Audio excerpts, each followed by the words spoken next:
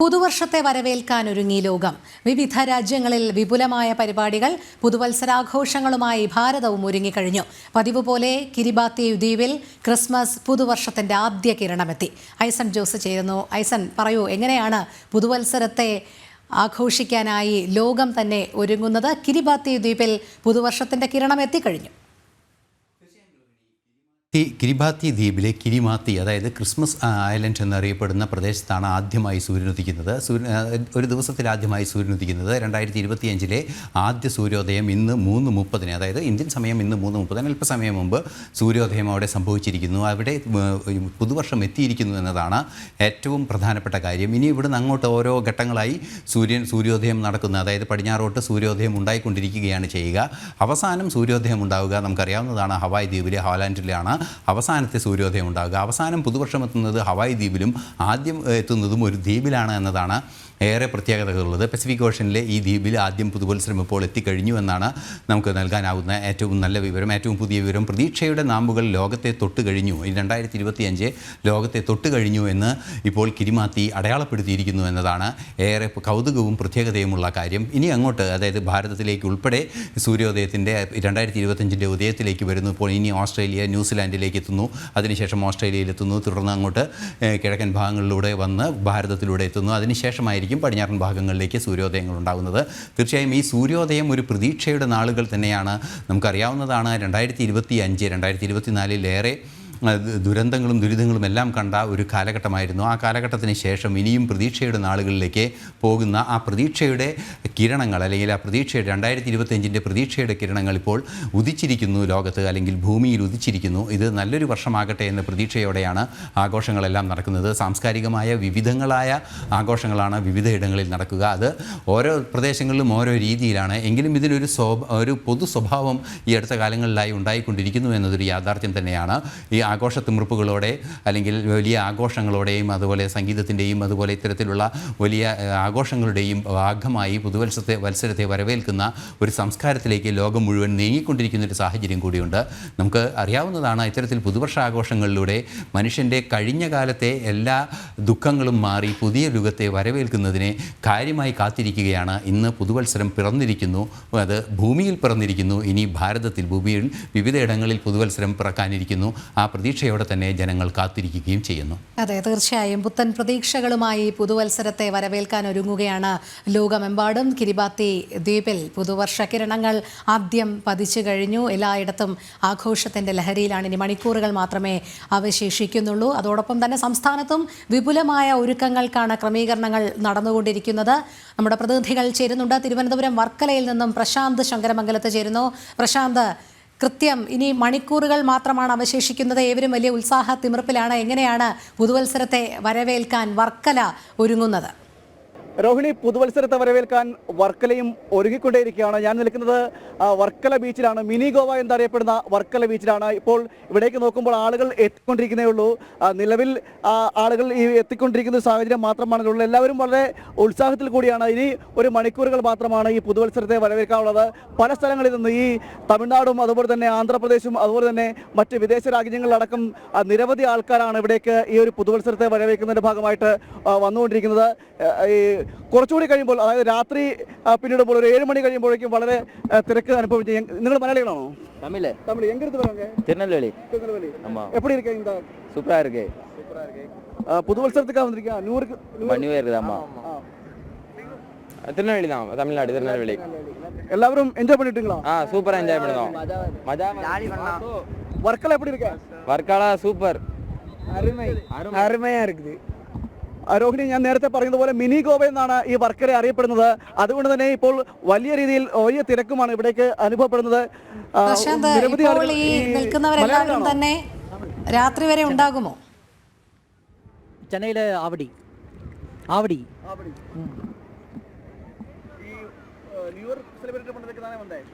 New year celebrate பண்ணுறதுக்கு. So வர்க்கலாவில் இன்றைக்கி ஃபுல்லாக 31st நைட் இருந்துட்டு அண்ட் தென் நாளைக்கு வந்து திருவாண்டம் போகிற மாதிரி பிளான். இன்னைக்கு நைட்டு ஃபுல்லாக இங்கே தான் இருக்காங்களா? ஆமாம், அந்த மாதிரி தான் பிளான் பண்ணியிருக்கோம். என்னென்ன செலிப்ரேட் பண்ண போகிறோங்க?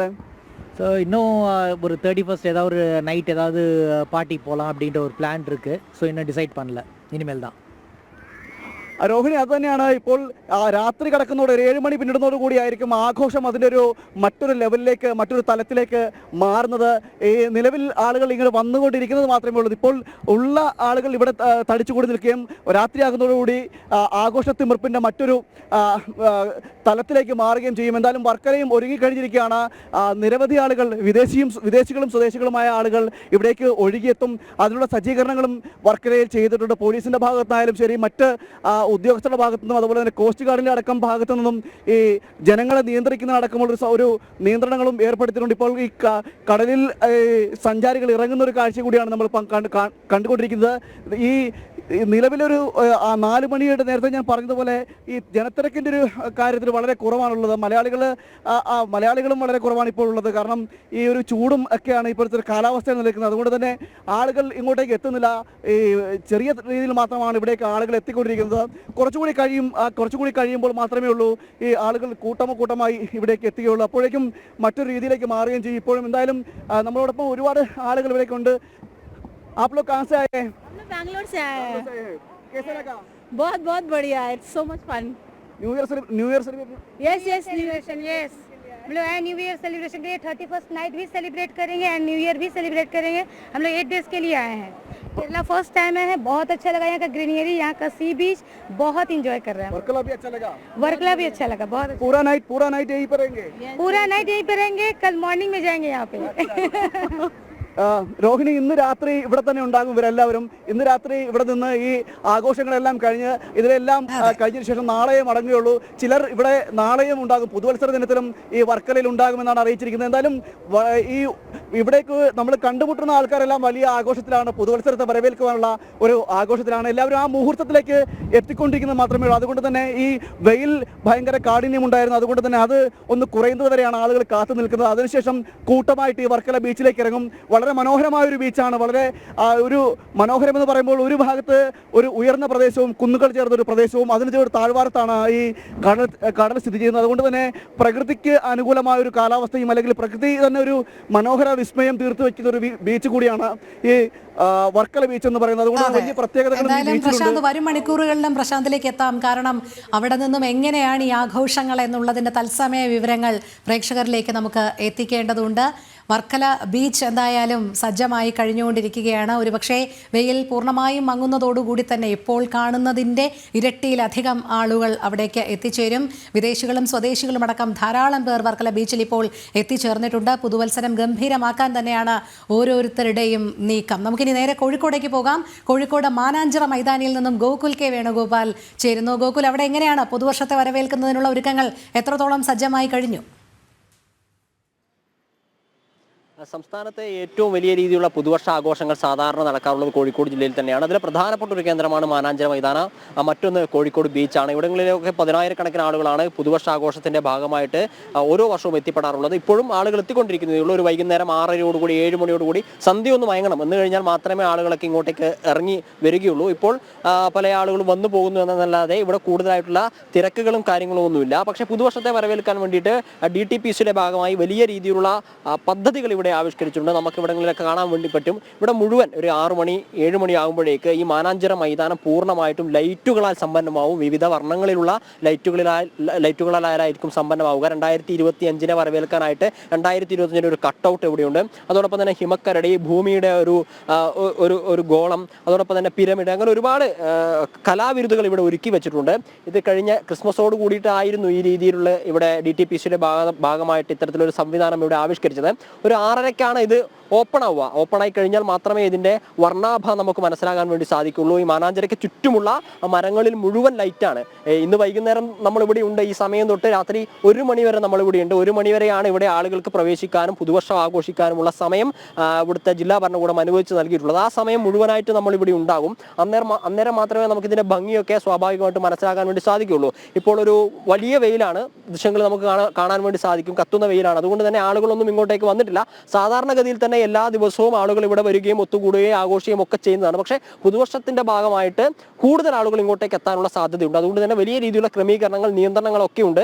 ജനങ്ങളുടെ ആഘോഷങ്ങൾക്ക് യാതൊരു തരത്തിലുള്ള തടസ്സവും ഉണ്ടാവാത്ത രീതിയിലായിരിക്കും ഇവിടുത്തെ ക്രമീകരണങ്ങളൊക്കെ നടപ്പിലാക്കുക. 4 മണിയായതിനാൽ തന്നെ ആളുകളൊക്കെ പല ആളുകളും ജോലി കഴിഞ്ഞ് വരേണ്ടവരാണ്, പല ആളുകളും സ്കൂൾ കഴിഞ്ഞ് വരേണ്ടവരാണ്. അങ്ങനെ വന്ന് 4 മണിക്ക് അല്ല 6 മണിയോടുകൂടി ഇവിടെ എത്തുന്ന ആളുകൾ രാത്രി 12 മണി കഴിഞ്ഞതിന് ശേഷം മാത്രമേ പോവുകയുള്ളൂ. ഇതിന്റെ വൈബ്, ഈ പുതുവത്സര ആഘോഷത്തിന്റെ വൈബിലേക്ക് എത്തണമെങ്കിൽ സ്വാഭാവികമായിട്ടും ഈ സൂര്യൻ ഒന്ന് താഴണം, ഈ ലൈറ്റ് ഒന്ന് തെളിയണം. അന്ന് കഴിഞ്ഞാൽ മാത്രമേ ഇതിന്റെ ഒരു വർണ്ണാഭയും ശോഭയും ഒക്കെ നമുക്ക് മനസ്സിലാക്കാൻ വേണ്ടി സാധിക്കുള്ളൂ. ഇത് കാണുവാൻ വേണ്ടി കഴിഞ്ഞ ഒരാഴ്ചയായിട്ട് ഇവിടേക്ക് നിരന്തരമായിട്ട് ആളുകൾ എത്തിക്കൊണ്ടിരിക്കുകയാണ്. ക്രിസ്മസ് ആഘോഷത്തിന്റെ ഭാഗമായിട്ടായിരുന്നു ഇത്തരത്തിലൊരു ലൈറ്റിംഗ് സംവിധാനമൊക്കെ DTPC ഇവിടെ ഏർപ്പെടുത്തിയിട്ടുണ്ടായിരുന്നത്. എല്ലാ ദിവസവും ഇവിടെ നിറഞ്ഞു കവിയുന്ന ആളാണ്. പക്ഷെ ഇന്ന് അതിലും എത്രയോ അധികമായിട്ട് ആളുകളെ നമ്മൾ പ്രതീക്ഷിക്കുന്നുണ്ട്. നമുക്ക് ദൃശ്യങ്ങളിൽ കാണാം, നേരെ മരങ്ങളൊക്കെ കാണാം, അതിനുള്ളിലേക്കൊക്കെ ഒരുപാട് സ്ഥലങ്ങളുണ്ട്. പൂർണ്ണമായിട്ടും ലൈറ്റുകളാൽ സമ്പന്നമാണ്, അല്ലെങ്കിൽ ഈ വെളിച്ചത്താൽ സമ്പന്നമാണ് മാനാഞ്ചിറ മൈതാനം എന്ന് പറയേണ്ടിയിരിക്കുന്നു. കഴിഞ്ഞ വർഷങ്ങളിലും ഈ രീതിയിലുള്ള പരിപാടികളൊക്കെ ഇവിടെ നടപ്പിലാക്കിയിട്ടുണ്ടായിരുന്നു. വലിയ സ്വീകാര്യതയാണ് ഇത്തരത്തിലുള്ള കാര്യങ്ങൾക്ക്, DTPCയുടെ ഭാഗമായി നടത്തിയിട്ടുള്ള ഇത്തരം കാര്യങ്ങൾക്ക് വലിയ സ്വീകാര്യതയാണ്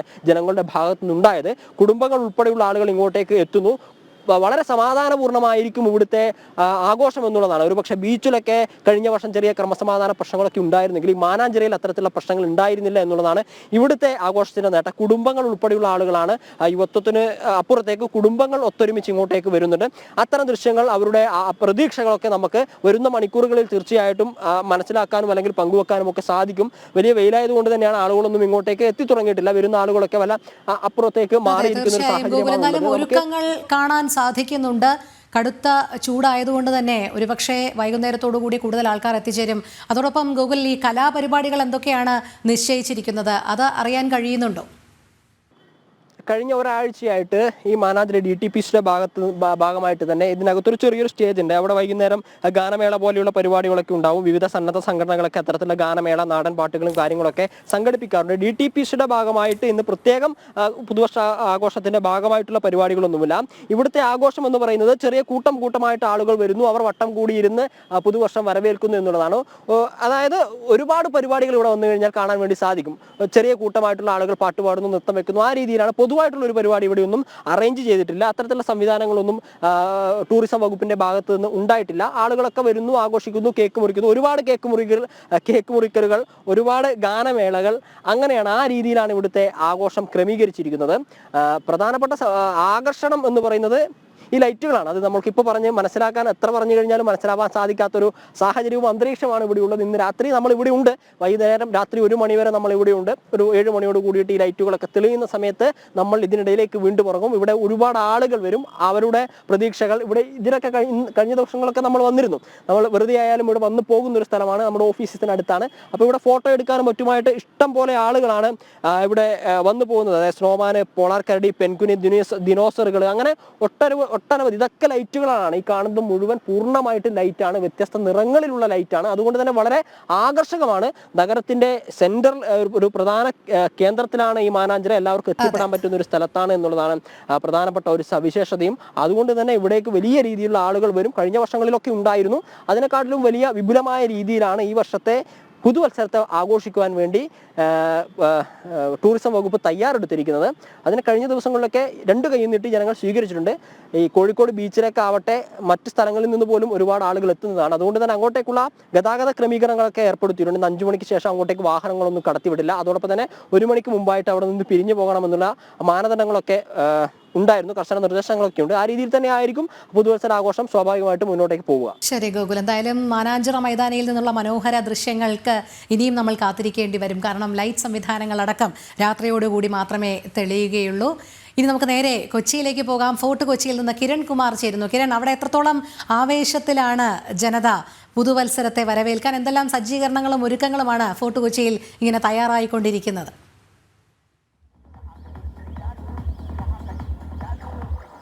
രോഹിണി, ഏതായാലും ഈ പുതുവർഷ ആഘോഷം എന്നുള്ളത് അത് കൊച്ചിക്കാരുടെ ഒരു സ്വകാര്യ അഹങ്കാരം തന്നെയാണ്. കൊച്ചിയിൽ ഏതായാലും വിപുലമായിട്ടുള്ള ഒരു സജ്ജീകരണം തന്നെയാണ് ഒരുക്കിയിരിക്കുന്നത്. നേരത്തെ ഈ ദേശീയ ദുഃഖാചരണത്തിൻ്റെ ഭാഗമായിട്ട് ഈ ചില പരിപാടികൾ, അതായത് കാർണിവലിൻ്റെ ഭാഗമായിട്ടുള്ള ചില ആഘോഷ പരിപാടികൾ ഒഴിവാക്കി എന്നത് ഒഴിച്ചു കഴിഞ്ഞാൽ കൊച്ചിയിലെ പുതുവർഷ ആഘോഷങ്ങൾക്ക് വലിയ രീതിയിലുള്ള മങ്ങലേറ്റിട്ടില്ല എന്ന് തന്നെ പറയേണ്ടിയിരിക്കുന്നു. ഇത്തവണയും കൊച്ചിയിൽ പതിവ് പോലെ തന്നെ പപ്പാഞ്ഞിയെ കത്തിക്കും. സാധാരണ രീതിയിൽ ഈ കാർണിവലിൻ്റെ ഭാഗമായിട്ടുള്ള പപ്പാഞ്ഞിയെ കത്തിക്കുന്നതിന് പകരമായിട്ട് ഫോർട്ട് കൊച്ചി വെളി ഗ്രൗണ്ടിൽ ഇത്തവണ പപ്പാഞ്ഞിയെ കത്തിക്കും. ഇത്തവണ ഈ കാർണിവലിൻ്റെ ആഘോഷങ്ങൾ മാറ്റിവെച്ചില്ലായിരുന്നെങ്കിൽ ഒരുപക്ഷെ പ്രധാനമായിട്ടും 2 പപ്പാഞ്ഞികളെ ആയിരിക്കും ഫോർട്ട് കൊച്ചിയിൽ കത്തിക്കേണ്ടിയിരുന്നത്. അതിൽ കാർണിവൽ ആഘോഷങ്ങളുടെ പപ്പാഞ്ഞിയെ ഒഴിവാക്കി കഴിഞ്ഞാൽ ഗാലാഡി ഫോർട്ട് കൊച്ചി എന്ന ക്ലബ്ബ് ഒരുക്കിയിട്ടുള്ള പപ്പാഞ്ഞി, ആ പപ്പാഞ്ഞിയുടെ കാര്യം തന്നെയാണെങ്കിൽ വലിയൊരു നിയമ യുദ്ധത്തിന് ശേഷമായിരുന്നു അവർക്ക് പപ്പാഞ്ഞിയെ കത്തിക്കുന്നതിന് വേണ്ടിയുള്ള അനുമതി തന്നെ നേടിയെത്തിയത്. ഒരുപക്ഷെ ചിലപ്പോൾ ഒരു വലിയൊരു മുന്നേറ്റം അല്ലെങ്കിൽ അത്തരത്തിലൊരു ചരിത്രത്തിൻ്റെ ഭാഗമായിട്ടുള്ളൊരു നീക്കം തന്നെയായിരുന്നു ഒരു പപ്പാഞ്ഞിയെ കത്തിക്കാൻ വേണ്ടി നിയമ പോരാട്ടം നടത്തുക, ഹൈക്കോടതിയിൽ കേസ് എത്തുക, പിന്നീട് കോടതി തന്നെ അംഗീകരിച്ചുകൊണ്ട് ഒരു പപ്പാഞ്ഞിയെ കത്തിക്കുന്ന ഒരു സാഹചര്യം. ഇങ്ങനെ കൊച്ചിയിൽ അത്തരത്തിലൊരു നിയമ പരിപാടികളിലൂടെ, നിയമ പോരാട്ടങ്ങളിലൂടെ ഒരു പപ്പാഞ്ഞിയെ കത്തിക്കുന്നതായിട്ടുള്ളൊരു സാഹചര്യം ഉണ്ടാകുന്നു. ഏതായാലും ഇത്തവണ ഈ ഗാലാഡി ഫോർട്ട് കൊച്ചിയുടെ പപ്പാഞ്ഞിയായിരിക്കും ഫോർട്ട് കൊച്ചിയിൽ ഇന്ന് രാത്രി 12 മണിയോടുകൂടി കത്തിയിരിക്കുക. ഏതായാലും അതിനുവേണ്ടിയുള്ള ഒരുക്കങ്ങളെല്ലാം തന്നെ ഇവിടെ പൂർത്തിയായിട്ടുണ്ട്. പപ്പാഞ്ഞിയെ നമ്മളിപ്പോൾ ദൃശ്യങ്ങളിൽ കാണുന്ന ഈ പപ്പാഞ്ഞിയാണ് ഇത്തവണ ഫോർട്ട് കൊച്ചിയിൽ ഈ ഡിസംബർ 31 ഭാഗമായിട്ട് കത്തിയെരിയുന്നത്. അതോടൊപ്പം തന്നെ വലിയൊരു ക്രമീകരണങ്ങൾ നേരത്തെ ഈ കോടതി ഈ പപ്പാഞ്ഞിയെ കത്തിക്കാനായിട്ട് അനുമതി നൽകുന്നതോടൊപ്പം തന്നെ ചില ക്രമീകരണങ്ങൾ ഒരുക്കണമെന്ന് അറിയിച്ചിരുന്നു. പപ്പാഞ്ഞിയിൽ നിന്ന് 70 അടിയോളം ദൂരത്ത് മാത്രമായിട്ടായിരിക്കണം ആളുകളെ നിർത്താനായിട്ട് പാടുള്ളൂ. അതുകൊണ്ട് വേലികളൊക്കെ സ്ഥാപിക്കണമെന്നുള്ളൊരു കോടതിയുടെ നിർദ്ദേശമുണ്ടായിരുന്നു. ഇതനുസരിച്ചിട്ടുള്ള വേലിക്കെട്ട് നമുക്ക് കാണാൻ സാധിക്കും. ഈ വേലിക്കെട്ടിനിപ്പുറം മാത്രമായിരിക്കും ജനങ്ങൾക്ക് അതിൽ ആദ്യം VIP-കളായിട്ടുള്ള അതിഥികൾക്ക് വേണ്ടിയുള്ള സംവിധാനം, അതിനുശേഷമായിരിക്കും ഏതായാലും ജനങ്ങൾ ഒത്തുകൂടി ചേരാനായിട്ടുള്ള സംവിധാനം ഒരുക്കിയിരിക്കുന്നത്. ഏതായാലും ഈ കൊച്ചിയുടെ ആഘോഷം ഇത്തവണ ഈ വെളി ഗ്രൗണ്ടിലേക്ക് വരുന്നു. സാധാരണ 2 രീതിയിലായിരുന്നു ആഘോഷങ്ങൾ നടന്നിരുന്നത്. ഒന്ന് പരേഡ് ഗ്രൗണ്ടിലും ഒപ്പം വെളി ഗ്രൗണ്ടിലും. രണ്ടും ഫോർട്ട് കൊച്ചിയിലാണ്, അടുത്തടുത്തുള്ള സ്ഥലങ്ങളിലാണ്. ഏകദേശം 2 കിലോമീറ്റർ മാത്രം വ്യത്യാസങ്ങളുള്ള ഈ സ്ഥലങ്ങളിൽ വലിയ രീതിയിലുള്ള ആഘോഷങ്ങളാണ് ഓരോ വർഷങ്ങളും. അത് കഴിഞ്ഞ കുറേ വർഷങ്ങളായി തന്നെ നടന്നു വരുന്ന ഈ ആഘോഷ പരിപാടികൾ. ഏതായാലും ഈ ഫോർട്ട് കൊച്ചിയിലെ പുതുവർഷാഘോഷങ്ങൾ അത് ക്രിസ്മസോടുകൂടി തന്നെയാണ് ആരംഭിക്കുന്നത്. ക്രിസ്മസിൻ്റെ അന്ന് രാത്രി ഫോർട്ട് കൊച്ചി വെളി ഗ്രൗണ്ടിലുള്ള ക്രിസ്മസ് ട്രീയിൽ അവിടെ ഉള്ള മരത്തിൽ പ്രത്യേകം തയ്യാറാക്കിയിട്ടുള്ള ലൈറ്റുകൾ തെളിയിക്കുന്നതോടുകൂടി തന്നെയാണ് ഈ പുതുവർഷ ആഘോഷങ്ങൾക്ക് ശരിക്കും പറഞ്ഞു കഴിഞ്ഞാൽ കൊച്ചിയിലൊരു തുടക്കമാവുക. ഏതായാലും തുടക്കം ആ ഒരു ആഘോഷങ്ങൾ ഇങ്ങനെ മുന്നോട്ട് പുരോഗമിക്കുന്ന സമയത്തായിരുന്നു മുൻ പ്രധാനമന്ത്രി മൻമോഹൻ സിംഗിൻ്റെ നിര്യാണവും ഒപ്പം തന്നെ ദേശീയ ദുഃഖാചരണമൊക്കെ വരുന്നത്. എന്നിരുന്നാൽ പോലും കൊച്ചിയിലെ ഈ ആഘോഷങ്ങൾക്ക് വലിയ രീതിയിലുള്ള മങ്ങലേറ്റിട്ടില്ല എന്ന് തന്നെ പറയേണ്ടിയിരിക്കുന്നു. ഏതായാലും ഇത്തവണ 2 പപ്പാഞ്ഞികൾ ഉണ്ടായിരുന്നു എന്ന് ആദ്യം പറഞ്ഞിരുന്നെങ്കിൽ പോലും ഇപ്പോൾ ഒരു പപ്പാഞ്ഞിയായിരിക്കും ഇന്ന് രാത്രിയോടുകൂടി ഫോർട്ട് കൊച്ചിയിൽ കത്തിയാൻ വരിക. നമ്മുടെ പ്രതിനിധികളാണ് സംസ്ഥാനത്തെ ഒരുക്കങ്ങൾ വിശദീകരിച്ചത്. ഇപ്പോൾ നമ്മൾ കാണുന്ന ദൃശ്യങ്ങൾ ന്യൂസിലൻഡിൽ നിന്നുള്ളതാണ്. പുതുവത്സരത്തെ വരവേൽക്കാൻ ലോകം ഒരുങ്ങുമ്പോൾ മണിക്കൂറുകളുടെ വ്യത്യാസത്തിലായിരിക്കും ഓരോ രാജ്യവും പുതുവത്സരത്തെ വരവേൽക്കുക. അതിൻ്റെ അടിസ്ഥാനത്തിൽ ഭൂമിയിൽ പുതുവത്സരത്തിൻ്റെ ആദ്യ കിരണങ്ങൾ പതിച്ചത് കിരിബാത്തി ദ്വീപിലായിരുന്നു. ലോകത്തെ എല്ലാ ഇടങ്ങളിലും പുതുവത്സരത്തെ വരവേൽക്കാനുള്ള ആഘോഷത്തിലാണിപ്പോൾ. ന്യൂസിലൻഡിൽ നിന്നുള്ള തത്സമയ ദൃശ്യങ്ങളാണ് നമ്മൾ കാണുന്നത്.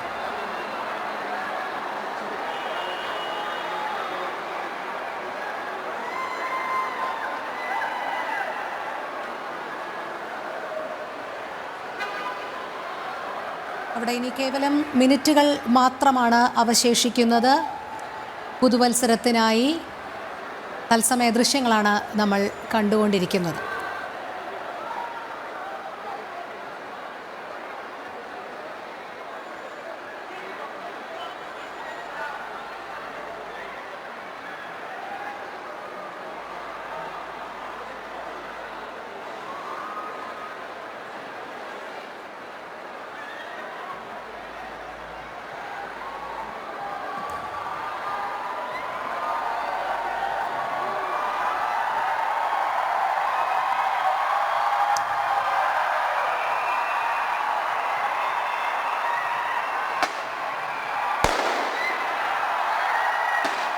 ലോകത്തിൻ്റെ വിവിധ ഭാഗങ്ങൾ പുതുവർഷത്തെ വരവേൽക്കാനായി ഒരുങ്ങുമ്പോൾ ഭൂമിയിലേക്ക് പുതുവർഷത്തിൻ്റെ കിരണങ്ങൾ പതിച്ച ആദ്യത്തെ രാജ്യം കിരിബാത്തി ദ്വീപുകളായിരുന്നു. ഇപ്പോൾ ന്യൂസിലാൻഡിൽ നിന്നുള്ള ദൃശ്യങ്ങളാണ് നമ്മൾ കാണുന്നത്.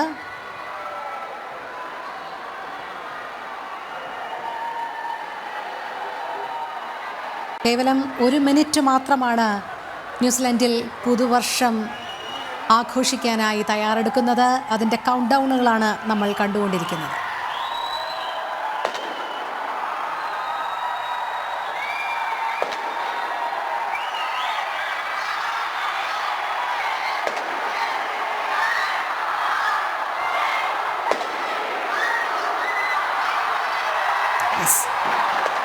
ന്യൂസിലൻഡിൽ പുതുവർഷം പിറന്നിരിക്കുന്നു. ആഘോഷത്തിമിർപ്പിൽ ന്യൂസിലൻഡിൽ നിന്നുള്ള തത്സമയ ദൃശ്യങ്ങളും ആരവങ്ങളും നമുക്ക് കാണാൻ കഴിയും.